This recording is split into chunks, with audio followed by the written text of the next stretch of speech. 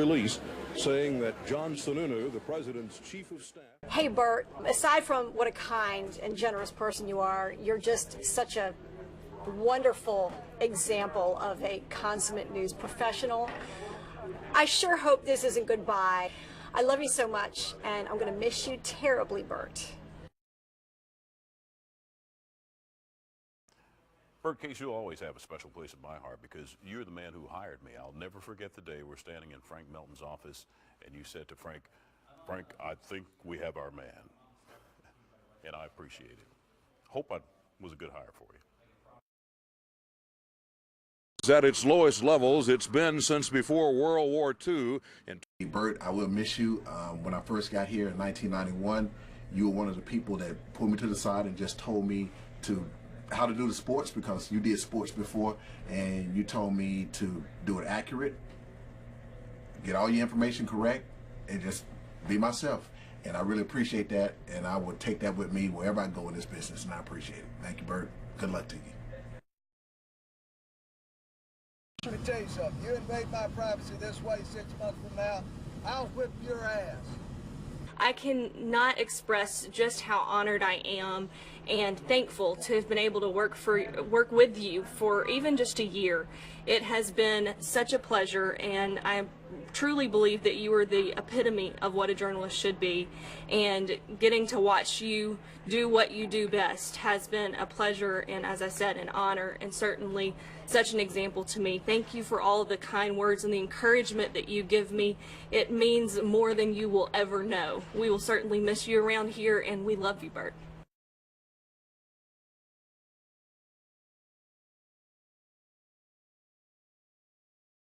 Soul Food is being released. Well, I've had the privilege to work with Bert here at Wlbt for over 30 years, and I grew up too watching Bert on television here in Jackson. We're both natives of Jackson.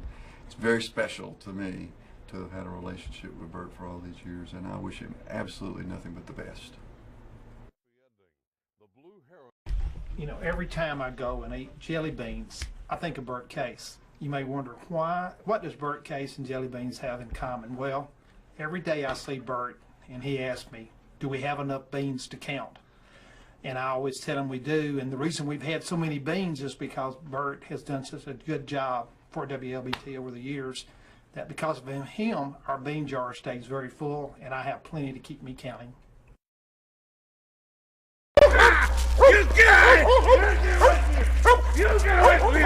You get away from here! You go! Well, Bert, I have to say, well, first of all, I want to say thank you, because 30 years ago when I was looking for a job, you said, sure, come on. We're about to change over to electronic weather, and I'm sure you can do that. And I lied like a dog and said, yeah, I probably can. But thank you for giving me a shot at it. And thank you for being the generous person that you have been, one of the most magnanimous personalities that I have ever worked for in my life with your praise. And we're going to miss you. Mute on a bike. We have a lot of people in this area. You have been an absolute pleasure and a joy to work with during my 3 years here at WLBT. I can't believe it's been that long, but just want to say thank you for everything, and thank you for your help. Thank you for your countless conversations with me, making me smile, and just encouraging me along my path as a journalist. You have taught me so much, and I will never forget you, and I hope that we stay in touch. Thanks so much for everything, Bert, and best of luck to you in the future. We'll see you later.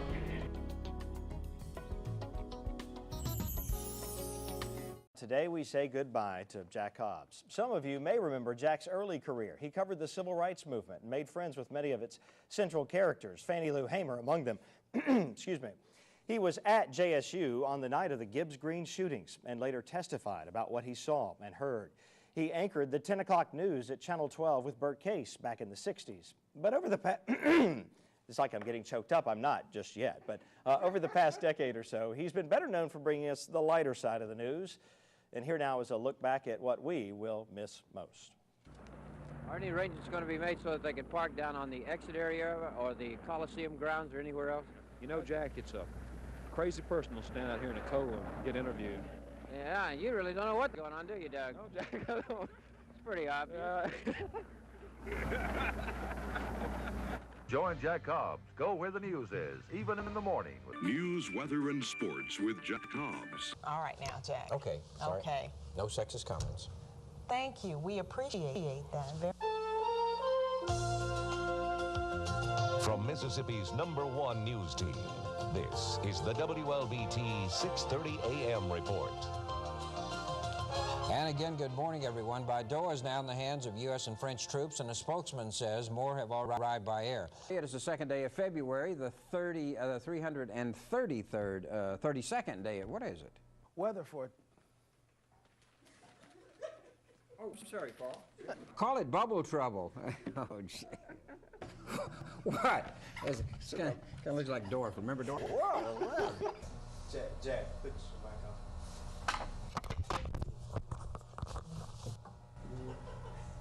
Don't look. Don't anybody look.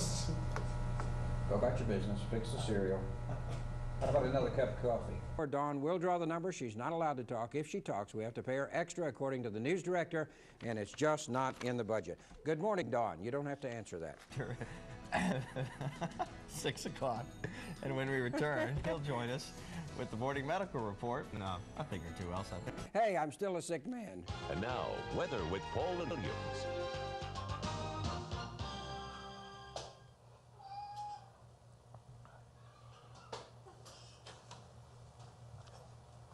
See, if I told him to go, it would be age discrimination, and if he tells me to go, well, you know the story. We would like to have you come back, do some stuff with us, maybe be our special correspondent. Something happens down around hot coffee. Can you handle that? I can do it. You'll have to call my agent.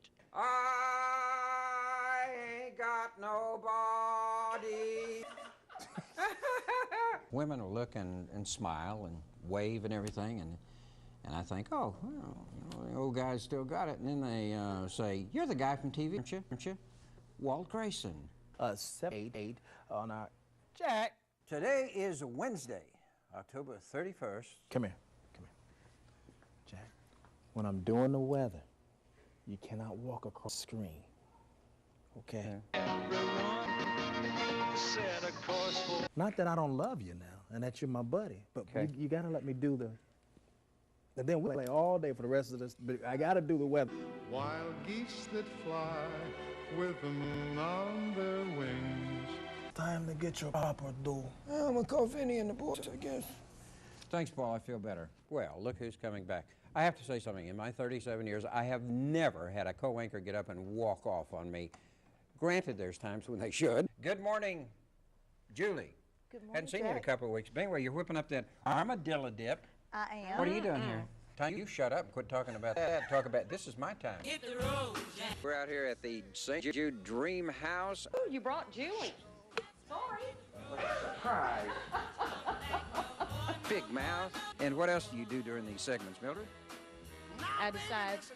Wait a minute. What did you always say? I said, what else do you do? I know that's a tough one. Will you quit grinning like that? They crush you too much, and then... Why should I be really happy? Because we're going to do breakfast after the at 7 o'clock. Oh, thanks, Julie. That was going to be a surprise, too. Well, Wilson told me to tell. That's our report for this morning. Do hope you have a good day. We'll see you tomorrow. And, you know, Wendy Suarez, Jack, was so disappointed because Jack told us about his retirement after Wendy had already planned a... but look who's here. So we found Dawn Russell to come in and help us send off Jack. Oh, I love my little Jack. My little girl. Jackie Green. I don't want to go. I don't want you to go. Yeah, I got to go. We've already ordered the I mean, I don't got to go. I got to go. We know. But, hey, Dennis Smith quit and came back. Marcia Thompson quit a couple of times. Oh, you mean before? I thought they all quit because I was leaving. I left the morning news once upon a time and came back. And Dawn's back now. Here I am. So when are you coming back, Jack? Well, I guess that'll be up to you. I have no control over that. It's home away from home, and I'm sure there'll always be a place here for you. Well, that's profound. I like Well, that. it is. It's our extended family. Yeah, right. These are my family members forever, and you feel the same way, I know. It's been a good ride. I've had a good time, and it's really an important part of my life. And it's just great. Thank you very much. Oh, stop that.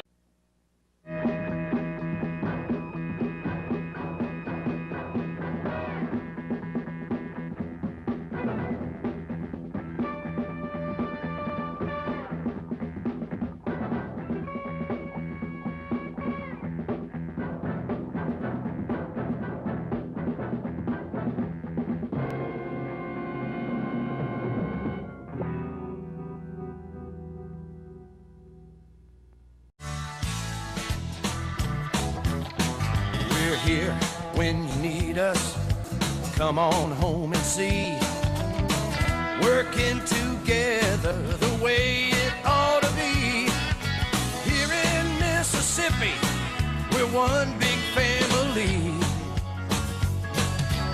You and me, WLBT.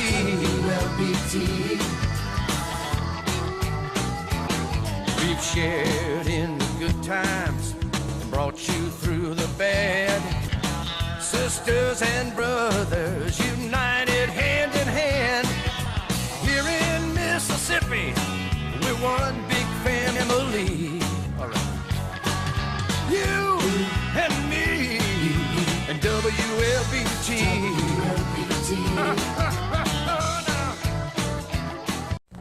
The WLBT 6 p.m. report is next. Let me tell you something. You invade my privacy this way 6 months from now, I'll whip your ass. Governor Kirk Fordyce responding to the controversy surrounding his relationships. You're watching WLBT. From your #1 news team, Marcia Thompson and Howard Ballou, Woody Asap with weather, and Rob J with sports. This is the WLBT 6 p.m. report. Good evening. It is no secret that Governor Kirk Fordyce and the First Lady Pat Fordyce have not been very happily married in recent years. But tonight it is clear that the governor's plans after he gets out of office apparently do not include the First Lady. And that is our top story tonight.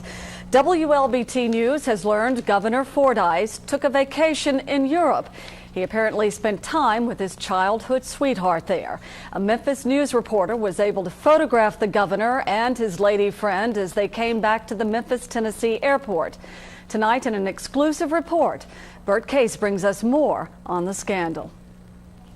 This picture of Governor Kirk Fordyce with his childhood sweetheart Ann Garber Crisson was taken at the Memphis airport last Sunday night by a Memphis News reporter. They had just returned from a vacation together in France. The reporter recognized them on a flight from Atlanta to Memphis and also saw them kiss while on the airplane. They were picked up in a state car with an untraceable tag driven by Jody Rigby, the governor's chief of security. This was Governor Kirk Fordyce's reaction when we tried to ask him about it at his Madison home Monday. Hello, Governor. How are you? I guess you get paid for this, Bert. Yes, sir. Let me tell you something. You invade my privacy this way 6 months from now, I'll whip your ass. You have no damn business playing these games. I'm on a public street, Governor. Okay, you're on a public street? Goodbye, Bert. You know damn well what you're doing. And you mess with me. Hey, Governor. I'm no longer in this Governor, office. you're still the governor of the state of Mississippi, and what you do is news. Really? Yes, sir. Well, how was your trip with Ann? How was your trip with Ann Crisson to Europe? Have a brochure, Bert. Did you enjoy it? Man, what a way to make a living. How do you feel about the way you're treating your wife for 45 years? This is where Kirk Fordyce went to high school and then very affluent East Memphis, Tennessee. East High School was built in 1948. He graduated in 1952. He was quarterback of the football team and a hero at this school. It was the reunion of the class of '52 in 1992 where he was reunited with his junior high school sweetheart, Ann. Fordyce sent local media a fax in 1993 saying he had irreconcilable differences with his wife. She put out a fax the next day saying she would remain First Lady as long as she could. Fordyce told this reporter in 1994, "When one says goodbye, one should leave, and I wish someone would tell my wife that." Fordyce almost died when he wrecked this Jeep Grand Cherokee just north of Grenada on his way back from Memphis in 1996.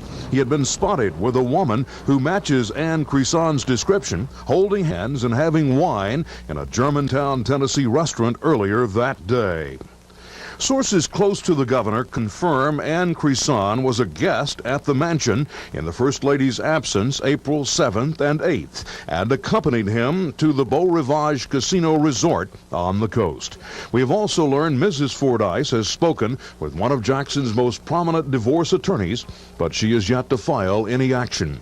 As we reported earlier, he has bought a house in Madison, which Mrs. Fordyce has never seen except on television. Bert Case, WLBT News. And this week before his vacation in France, Governor Kirk Fordyce was on a state-sponsored trade mission to Germany. That much was made public. Beyond that, spokesman Robbie Wilbur and Buddy Bynum, spokesman for the Department of Economic and Community Development, said they knew very little about the governor's itinerary. President Clinton ought to resign. We now know that he's a liar. Governor Kirk Fordyce last year at the height of the Monica Lewinsky-Bill Clinton sex scandal. We're not afraid to come out and speak our opinion about a public official or about anyone else. That's one of our great freedoms. I think it's one thing that makes us strong. And if you're going to run for office, you should expect that. However, when the shoe is on the other foot, I have a house at Madison. I now live in the mansion, and whatever other are the relationships in there, it doesn't have a darn thing to do with this news program, does it? This sounds kind of crazy to me. we know the governor was in Germany on a state-sponsored trade mission, but Fordyce spokesman Robbie Wilbur said the governor's travel plans after that were known only by the governor. And Wilbur says he didn't know whether anyone joined the governor on his post-trade mission vacation. In this travel itinerary document, WLBT News found that the governor booked and paid for a flight April 30th through Wlbt Travel for Ann G. Crisson to fly Delta Airlines to France. Departure date, May 28th. On May 29th, we are told the governor's chief security officer, Jody Rigby, returned to the United States. On May 29th through June 1st, Fordyce and Crisson reportedly stayed at this hotel in Paris, then traveled to Normandy June 2nd and 3rd. And concluded their vacation at the Hostelrie Le Clos in this French city. They left de Gaulle Airport June 5th and arrived in Memphis at midnight Sunday. Robbie Wilbur says the governor made his own travel arrangements for vacation and paid his own vacation expenses. The First Lady, Pat Fordyce, remained in Mississippi. And the First Lady declined comment tonight. Lieutenant Governor Ronnie Musgrove was acting governor while Fordyce was out of state last week. Musgrove said the governor's staff did not tell him where the governor would be, but he felt confident he could have reached Fordyce.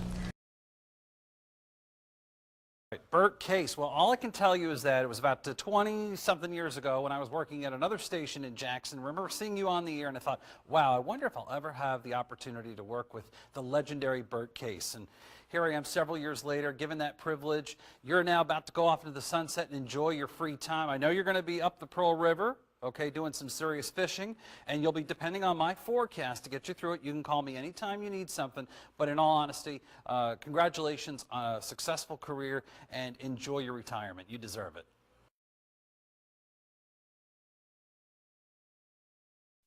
WLBT News had planned to ask Janice Singleton a few brief questions about operating her business, Singleton Tax Service, in light of the felony charges against her related to her business. First, her sister came out. Can I ask y'all what y'all filming for now?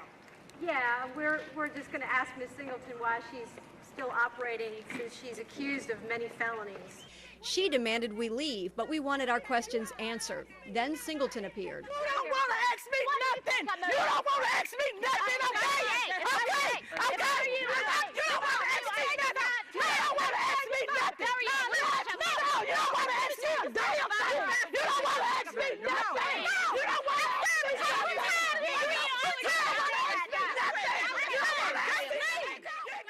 The episode went on for more than 10 minutes. We gonna do taxes until they say we can't. I know, I told them. I'll tell you what, we'll do what we want to do. And we gonna do what we do. I don't give a 4 other women accompanied Singleton. 2 of them remained collected and apologized to us for what was happening. Our crew was asked to leave several times, but we had to stay to collect parts of our equipment, which one of the women threw to the ground. Well, get from over here then. Stop. Exactly. Now get on out of here. You don't scare me. After Singleton hit the camera, our cameraman T. Gray Taylor tried to ward the women off. No one was injured in the incident. Afterward, we immediately contacted Singleton's attorney, Robert Smith. I asked him the question we didn't get answered at the business: is it ethical for Singleton to continue taking clients? She has not been found guilty of anything, and she has a right to be represented and a right to defend herself, so she can operate her business. We also asked Smith to comment on the altercation. When one hires an attorney and they expect to be represented by that attorney and not have to answer any questions, so that's basically her right to be upset. You don't scare me. No, you better get your hands